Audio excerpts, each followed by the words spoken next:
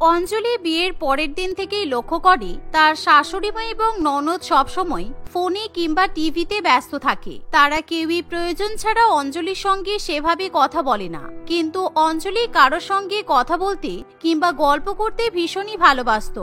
তাই শ্বশুরবাড়িতে আসার পর অঞ্জলির খুবই মন খারাপ করে, কারণ কেউই তার সঙ্গে গল্প করতে চায় না।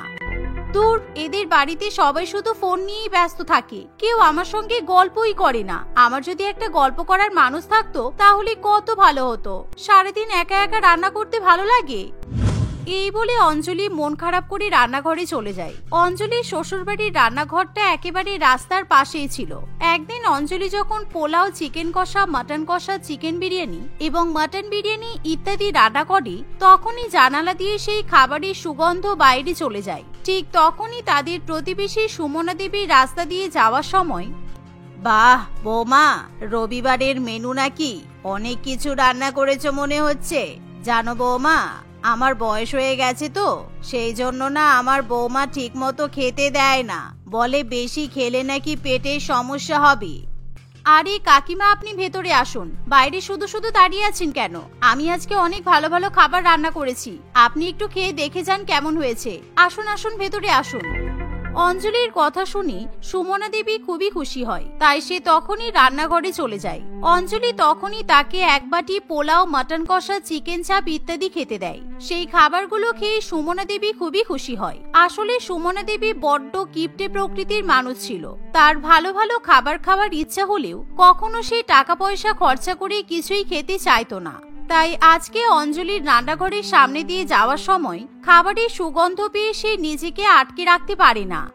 কি ভালো রান্না করেছো বৌমা, এরকম রান্না যদি আমি রোজ খেতে পারতাম তাহলে তো কোনো কথাই ছিল না। কিন্তু কে আমাকে এত ভালো ভালো রান্না করে দেবে বলো তো? কেন কাকিমা, আমি আছি তো, আপনি প্রত্যেক দিন আমার রান্নাঘরে চলে আসবেন। আসলে আমার মুখ বন্ধ করে রান্না বান্না করতে একদম ভালো লাগে না। ভেবেছিলাম বিয়ের পরে আমি হয়তো আমার ননদ কিংবা শাশুড়ি মায়ের সঙ্গে গল্প করতে করতে রান্না বান্না করব, কিন্তু এই বাড়িতে কেউ আমার সঙ্গে কথাই বলে না। আপনি বরং আপনার বৌমাকেও সঙ্গে করে নিয়ে আসবেন, তাহলে আমরা সবাই একসঙ্গে আড্ডা দিতে পারবো। অঞ্জলির কথা শুনে সুমনা দেবী অত্যন্ত খুশি হয়। সে প্রায় 2 ঘন্টা অঞ্জলির রান্নাঘরে বসে থাকে আর গল্প করার অজুহাতে নানান রকম খাবার খেতে থাকে। এভাবে পেট ভরে খাওয়া দাওয়া করার পর সুমনা দেবী সেখান থেকে চলে যায়। পরের দিন সকালবেলা অঞ্জলি যখন বাজার করতে যায় তখন, দাদা আপনি আমাকে ওই পুঁই শাকটা প্যাক করে দিন, সঙ্গে কুমড়ো, আলু, পটল আর থোড়ও দেবেন। ভাগ্যিস আমি আপনার কাছে পুঁই শাকটা পেলাম, আজকে সারাদিন বাজারে ঘুরে কোথাও পুঁই শাক পেলাম না। আরে আরে, তুমি পুঁই শাক নেবে মানে? ওই পুঁই শাক তো আমি আগে দেখেছি, তাই এই পুঁই শাক আজকে আমি নিয়ে যাব। আমার পুঁই শাক খেতে খুব ইচ্ছা করছে। ও দাদা, এই পুঁই শাকটা আমাকে প্যাক করে দিন। আচ্ছা বেশ, শোনো, তুমি বরং আজকে আমার বাড়িতে খেতে এসো। আমি খুব ভালো পুঁই শাক রান্না করতে পারি। আমার শ্বশুর বাড়ি থেকে তো তোমার বাড়ি খুবই কাছে, আমি তোমার জন্য ভালো করে পুঁই শাক রান্না করে রাখবো। বাড়ির সামনেই আমার রান্নাঘর, তাই তোমার চিনতে কোনো অসুবিধা হবে না। দেখো, ভেবো না আমি তোমার কথা শুনে তোমাকে ছেড়ে দেব। আমি কিন্তু পুঁই শাক খেতে যাবই, তাই তুমি যদি আজকে আমাকে পুঁই শাক খেতে না দাও তাহলে কিন্তু আমি তোমার বাড়ি গিয়ে খুব ঝগড়া করব। এই শুনে অঞ্জলি পুঁই শাক এবং অন্যান্য জিনিসপত্র নিয়ে বাড়িতে চলে আসে।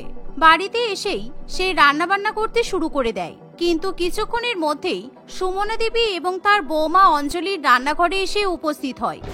এমনকি রিমাও অঞ্জলির হাতের পুঁই শাক খাওয়ার জন্য চলে আসে। তাদের 3 জনকে দেখে অঞ্জলি ভীষণই খুশি হয়। অঞ্জলি তাদের সঙ্গে গল্প করতে করতে রান্না বান্না শুরু করে। এভাবে প্রথম দিনই তাদের সঙ্গে অঞ্জলির খুব ভালো মতো বন্ধুত্ব হয়ে যায়। তাই অঞ্জলি প্রায় দিনই ভালো ভালো খাবার রান্না করে তাদেরকে খেতে ডাকে। এভাবে দেখতে দেখতে কয়েকদিন কাটে। এখন প্রায় দিনই অঞ্জলির রান্নাঘর এরকম আড্ডা চলতে থাকে, কিন্তু সেই ব্যাপারে অঞ্জলির ননদ কিংবা শাশুড়ি মা কিছুই জানতে পারে না। বৌমা, অনেক বেলা হয়ে গেল, আমাদের তো বাড়িতে অনেক কাজ আছে, তুমি বরং আমাদের এখনই খেতে দিয়ে দাও। আমরা খাওয়া দাওয়া করে বাড়ি চলে যাই। তোমার সঙ্গে গল্প করতে গিয়ে আজকে কিন্তু আমি বাড়িতে কিছুই রান্না করতে পারলাম না। হ্যাঁ তাই তো, আমাকেও বাড়ি যেতে হবে। আমারও তো আড্ডা দিতে দিতে খেয়ালই নেই যে কখন দুপুর হয়ে গেছে। অঞ্জলি, তুমি আমাকে খেতে দিয়ে দাও, তা না হলে কিন্তু অনেক দেরি হয়ে যাবে। এই শুনে অঞ্জলি তাদেরকে খাবার পরিবেশন করে আর তারা পেট ভরে খাবার দাবার খেয়ে সেখান থেকে চলে যায়। কিন্তু সেদিন অঞ্জলির শ্বশুরবাড়ির লোকেদের জন্য খাবার দাবার কম পড়ে। কি ব্যাপার বৌমা, তুমি আজকে রান্না বান্না করনি? আজকে খাবার দিতে এত দেরি হচ্ছে কেন? খাবার দাও, আমাকে আবার প্রেসারের ওষুধটাও তো খেতে হবে।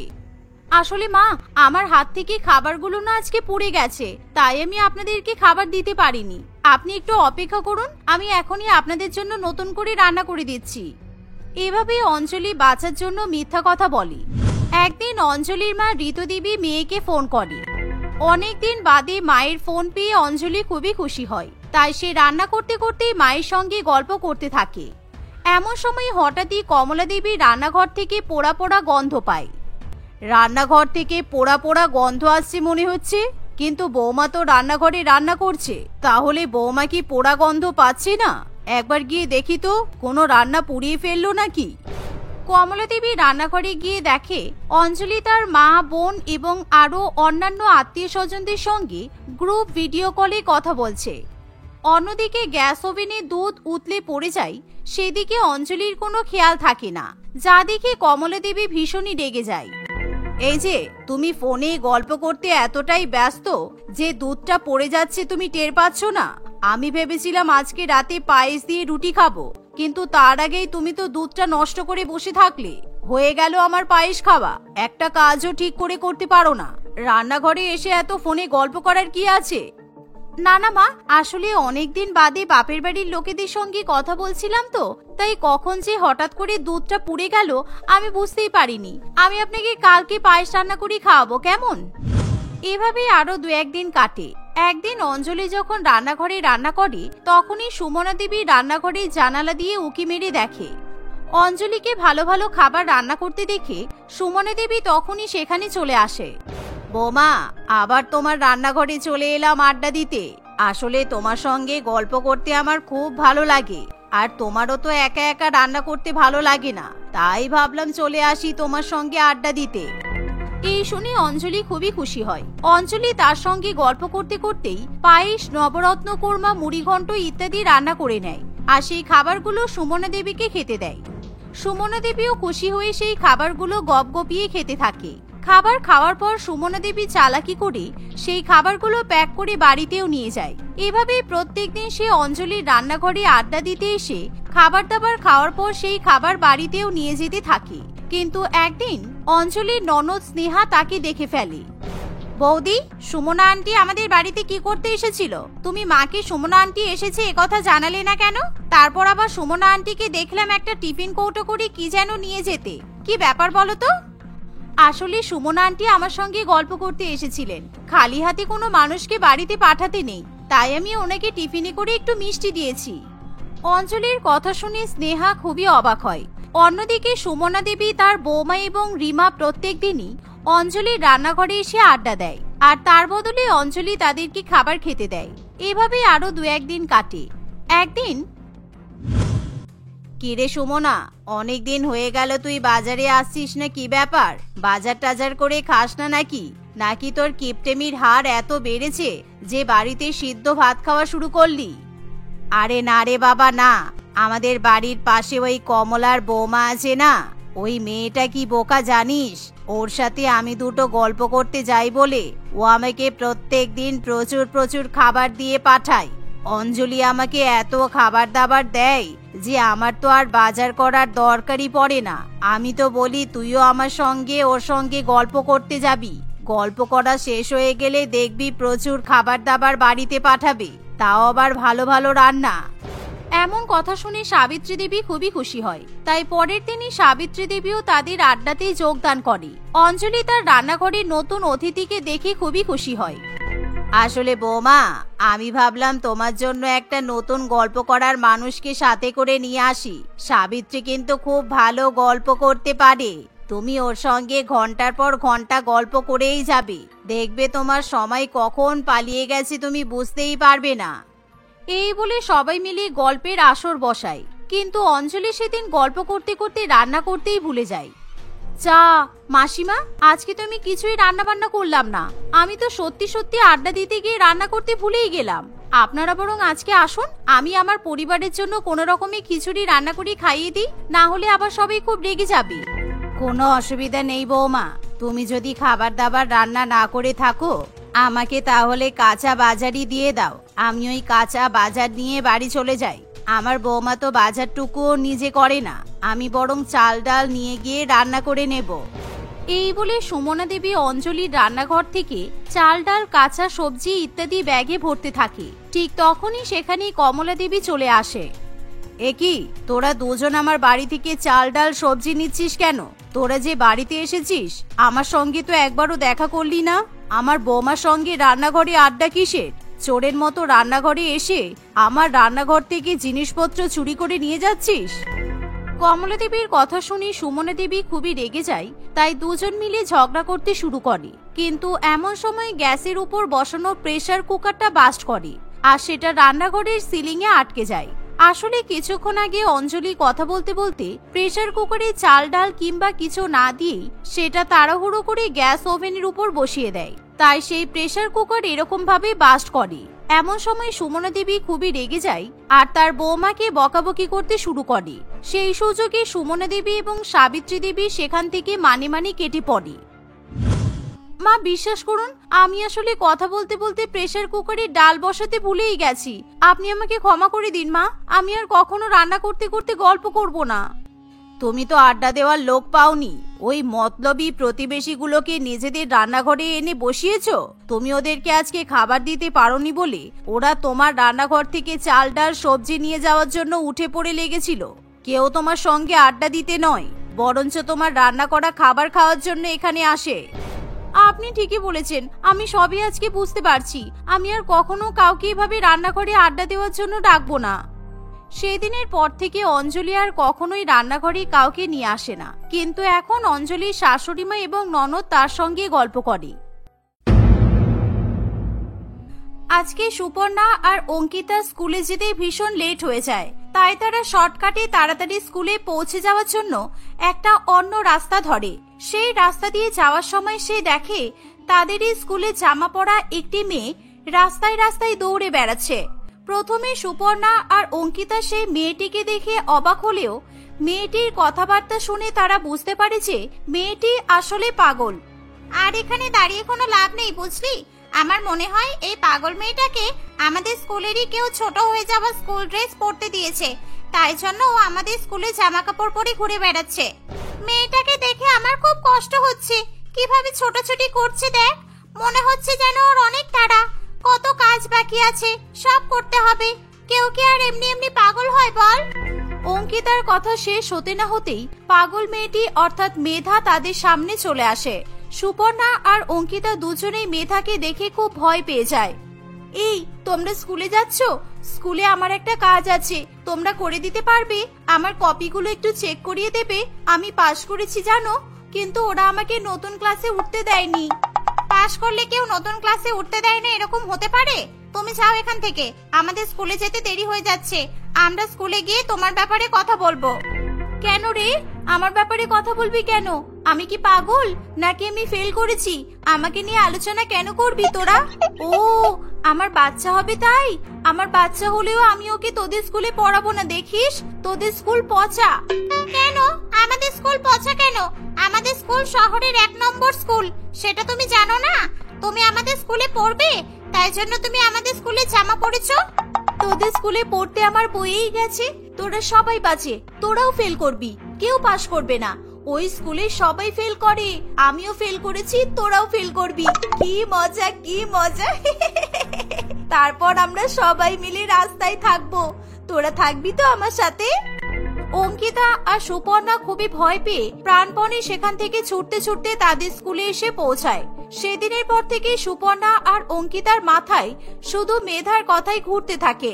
তারা তাদের স্কুলের অনেকের কাছেই তাদের স্কুলের পাশে থাকা পাগল মেয়েটার ব্যাপারে জানতে চাইলে তাদেরকে কেউ কিছুই বলতে পারে না। কেন মেয়েটা বলল বলতো? পাশ করেছিল তবু ওকে ক্লাসে উঠতে দেয়নি, তাই জন্যই কি ও পাগল হয়ে গেছে? আমার না মেয়েটার ব্যাপারে না জানা পর্যন্ত শান্তি হবে না, জানিস তো? আমরা কালকে আবার ওখান থেকে আসবো, আশেপাশে তো অনেক লোক থাকবে, তাদের কাউকে জিজ্ঞাসা করলে তারা ঠিক বলতে পারবে। সুপর্ণা আর অঙ্কিতা আবার সেখানে আসে যেখানে ওই পাগল মেয়েটাকে তারা দেখতে পেয়েছিল।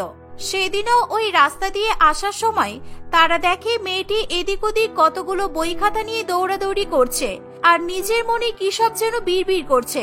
সেই রাস্তার পাশেই একটা ছোট্ট চায়ের দোকান ছিল। সুপর্ণা আর অঙ্কিতা ওই চায়ের দোকানে গিয়ে পাগল মেয়েটির ব্যাপারে জিজ্ঞাসা করে। ও আমাদের স্কুলে জামা কাপড় পরে কেন দৌড়াদৌড়ি করে? কি হয়েছে ওর? ও কি সত্যি প্রেগনেন্ট?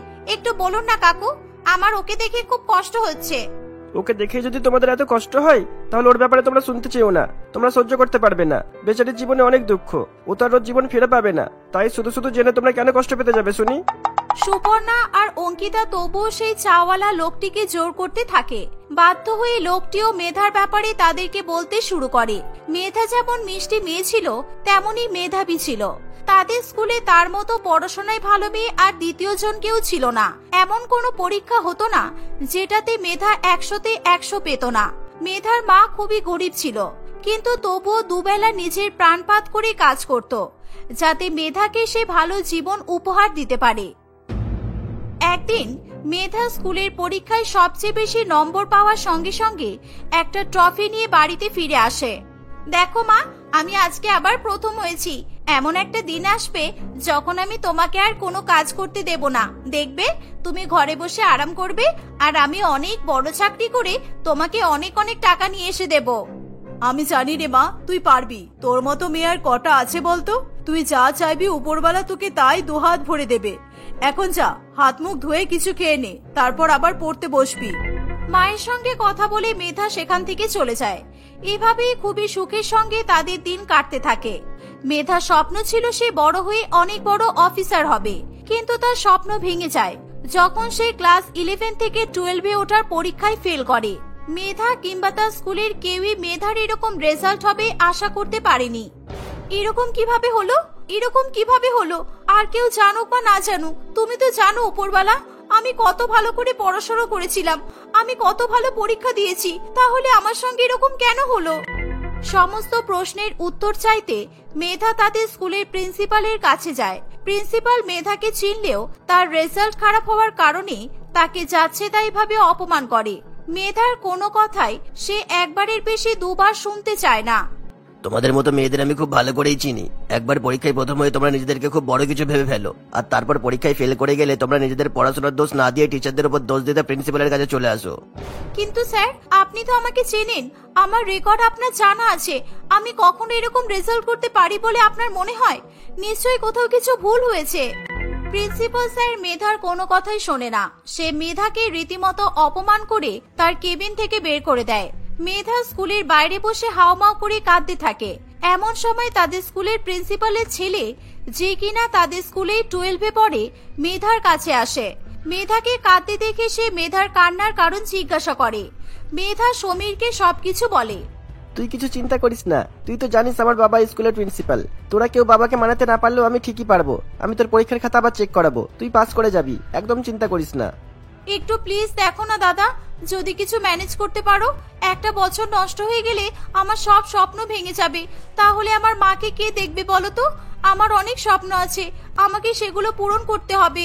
তুই চিল কর, তুই খাতা বই নিয়ে আর তোর রেজাল্ট নিয়ে কাল আমাদের বাড়িতে চলাই। আমি বাবার সাথে তোকে ডিরেক্ট কথা বলিয়ে দেবো, তুই কোনো চিন্তা করিস না। মেধা পরীক্ষায় ফেল করেছে শুনলে কল্পনা দেবী খুব কষ্ট পাবে এই ভেবে মেধা তার মাকে তার রেজাল্টের ব্যাপারে কিছু জানায় না। আর সেই কারণেই সমীরের সঙ্গে হওয়া কোনো কথাও সে কল্পনা দেবীকে জানতে দেয় না।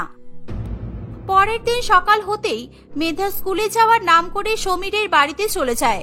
মেধাকে বাড়িতে আসতে দেখে সমীর তাকে তার ঘরের ভেতরে নিয়ে যায় এবং তাকে আপ্যায়ন করে শরবত খেতে দেয়। শরবত খাওয়ার কিছুক্ষণ পরেই মেধা গভীর ঘুমে আচ্ছন্ন হয়ে পড়ে। বেশ কয়েক ঘন্টা পর তার ঘুম ভাঙে। এ কি, আমি এখানে এসে ঘুমিয়ে পড়েছিলাম কেন? তাহলে তো আমার স্যারের সঙ্গে কথাই বলা হলো না। এবার কি হবে? আজ না হোক কাল মা তো আমার কাছে রেজাল্টের কথা জানতে চাইবেই। আমার মনে হয় তুই খুব ক্লান্ত ছিলিস, তাই এখানে আসতেই ঘুমিয়ে পড়েছিলিস। তোকে গভীর ঘুমে আচ্ছন্ন দেখে আমিও তোকে আর বিরক্ত করিনি। তুই আবার কাল আসিস কেমন? আমার তো সামনে উচ্চ মাধ্যমিক, তাই আর বেশি স্কুল যাব না, বাড়িতেই থাকবো। সেখান থেকে বেরিয়ে মেধা সময় মতো বাড়ি ফিরে আসে। এরকম ভাবেই কয়েকদিন চলতে থাকে, কিন্তু প্রত্যেক দিনই বই খাতা এবং রেজাল্টগুলো নিয়ে সমীরদের বাড়িতে যাওয়াই তার সার হয়। সেখানে গিয়ে তার কোনো কাজই হয় না। এভাবেই দু একদিন যাওয়ার পরে মেধা সমীরদের বাড়িতে যাওয়া বন্ধ করে দেয়।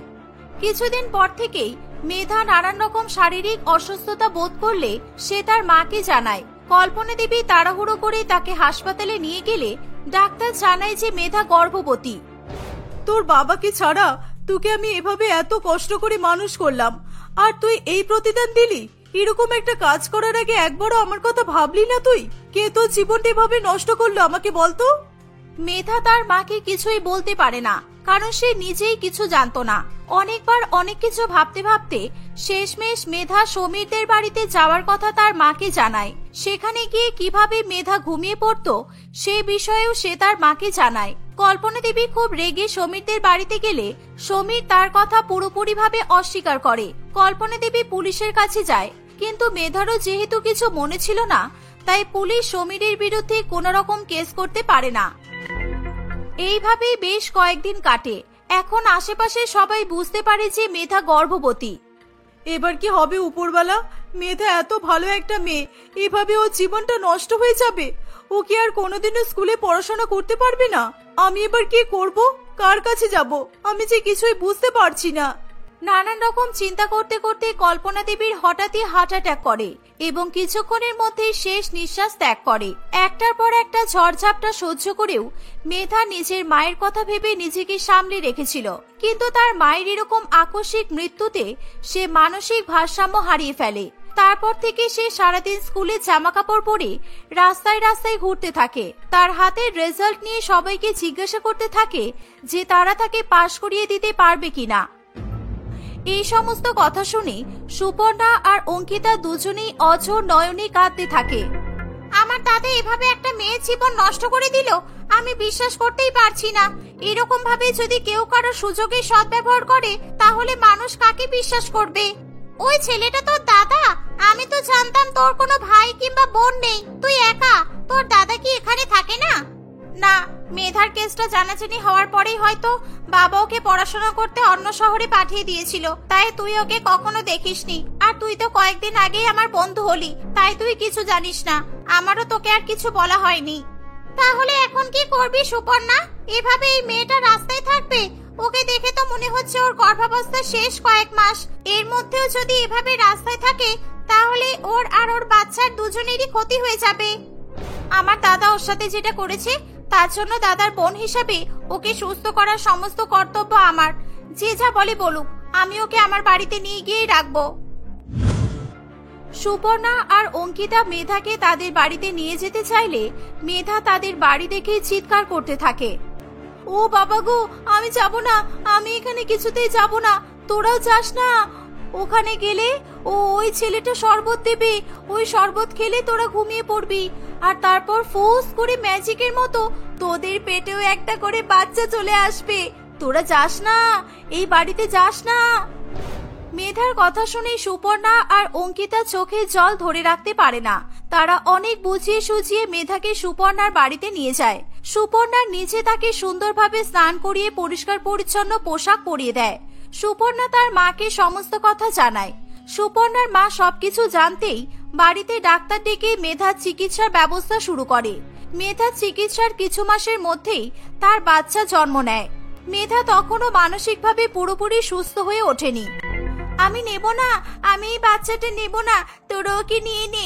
এই বাচ্চাটা ওই ছেলেটার মতো দেখতে যে আমাকে শরবত খাওয়াতো। নেব না, নেব না, এই বাচ্চাটা আমি নেব না।